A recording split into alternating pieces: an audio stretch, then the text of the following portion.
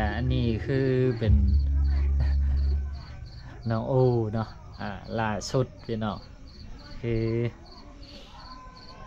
ทรงใหญ่ขึ้นได้ตอนนี้นะ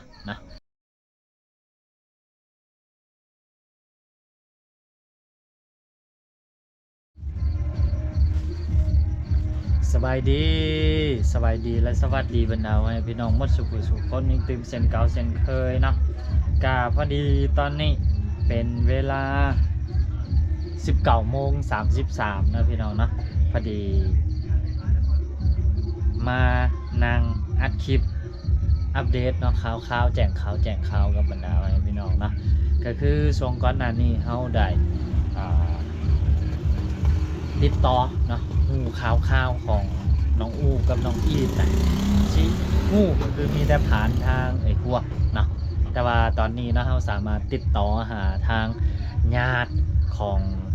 นางญาติเนาะก็คือทางน้องสาวแล้วก็น้องเคยของทางนางญาติทันใดเป็นเทียบห้อยเนาะก็ได้อู่ร่วมกันบางส่วนละนะก็เพิ่นบอกมาเนี่ยเนาะเพิ่นว่าเพิ่นอยู่นี่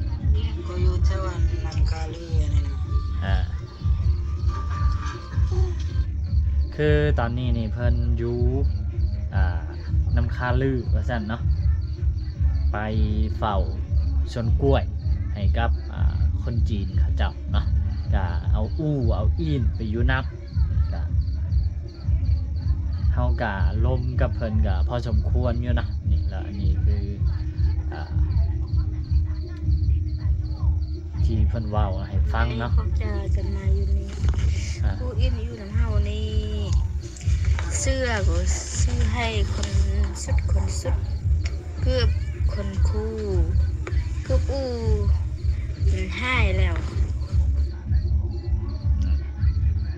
เฮาบ่เป็นหยังเฮามีเงินเล็กๆน้อยๆเพื่อเฮาไปล้างกล้วย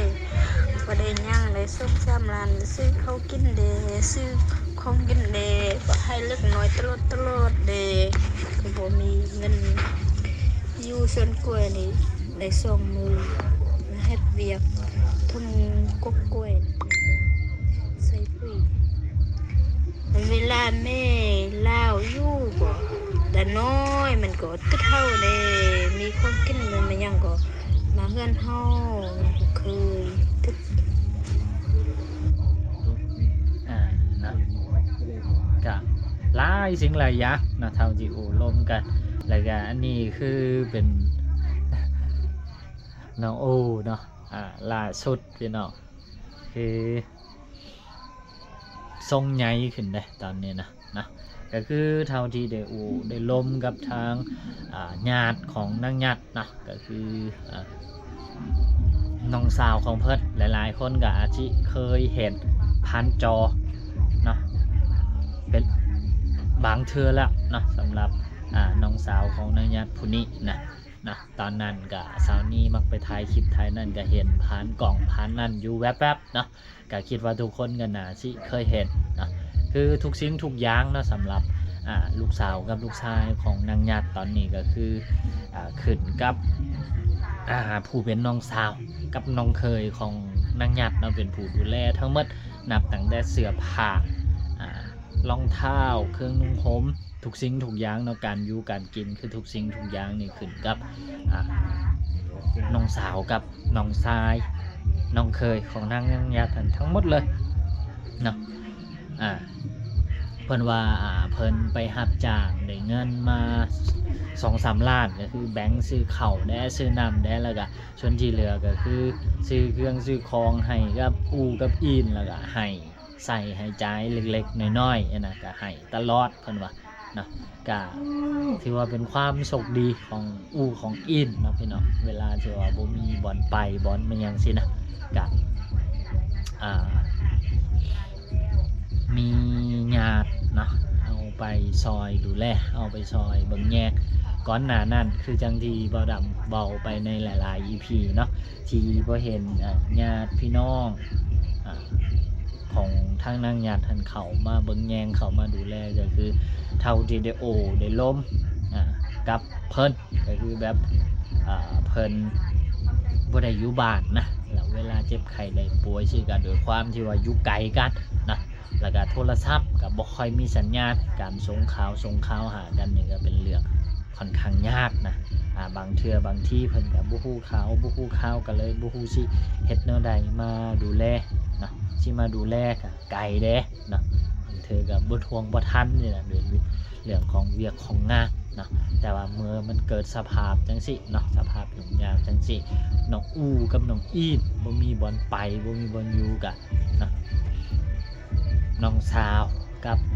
น้องเคยของทางนางหยัดกับบ่ป้าบ่ถิ่มเพิ่นก็ซอยเอาไปเบิ่งแยงดูแลที่ยากสิลำบากส่ำใดก็คือพากันเอาไปซอยดูแลนะเพิ่นบ่ได้มีแต่อู้กับอีดได้ที่ต้องดูแลนะก็มีเพิ่นก็มีลูกของเพิ่นนะตอนนั้นนี่ก็มีผู้หนึ่งไล่เลียกับน้อง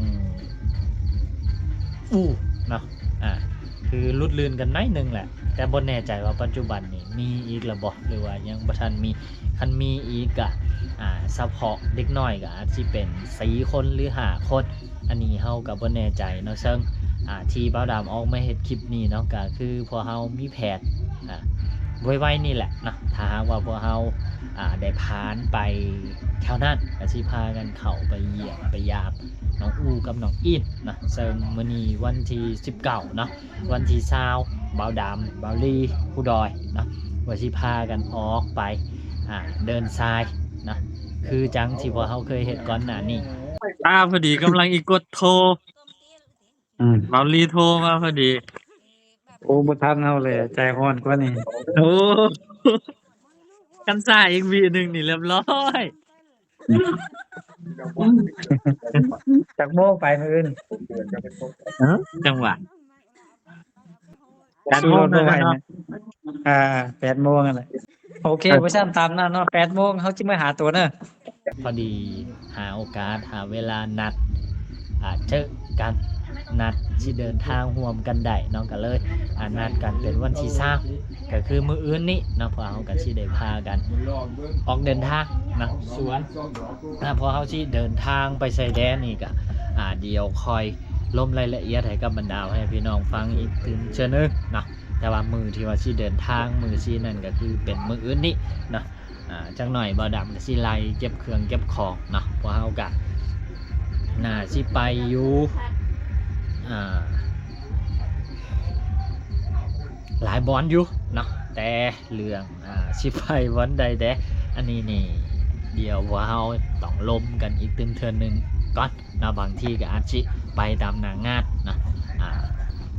ไปฮอตนี่แล้วก็บางทีก็อาจสิเปลี่ยนแผนไปหันไปนี่นะอันนี้ก็ยังบ่ทันแน่บ่ทันนอนเนาะแต่ที่แน่ๆก็คือถ้าว่าบ่มีมันยังผิดพลาดเนาะมื้ออื่นนี่วันที่20ก็พวกเฮาก็สิได้พากันออกเดินทางเดินสายบุญคือจังที่ว่าพวกเฮาเคยเฮ็ดก่อนหน้านี้เนาะก็เป็นครั้งแรกในรอบหลายปีพี่น้องที่ว่าสิได้ออกเดินทางร่วมกันจังซี่อีกเนาะกับฝากบรรดาให้พี่น้องเนาะหมดทุกผู้ทุกคนเนาะซอยกันล่ะติดตามแล้วก็ให้กำลังใจพวกเฮาในการออกเดินสายบุญอีกครั้งนึงเนาะก็ประมาณนี้สำหรับ EP นี้ก็มาอัปเดตเรื่องข่าวๆของน้องอูน้องอีดนะตอนนี้ก็คือเพิ่นไปอยู่สวนกล้วยนะเป็นอีกบอนหนึ่งที่บ่แม่นบอนก่อนหน้านี้นะแล้วก็เฮาก็สามารถติดต่อหางานพี่น้องของนางยัดที่ว่าเป็นผู้ดูแลอูกับอีดหันได้แล้วเนาะแต่ว่าก็ยังบ่มีโอกาสได้วิดีโอคอลหาแต่ว่าเพิ่นส่งรูปน้องอูมาให้เบิ่งเป็นเที่ยวพอยเนาะส่วนอีดนี่ยังบ่ทันได้เห็นนะก็ประมาณนี้สำหรับ EP นี้ก็ขอตัวลาไปแล้วนะไว้พบกันใหม่ใน EP ต่อไปเด้อเนาะสบายดีบ๊ายบาย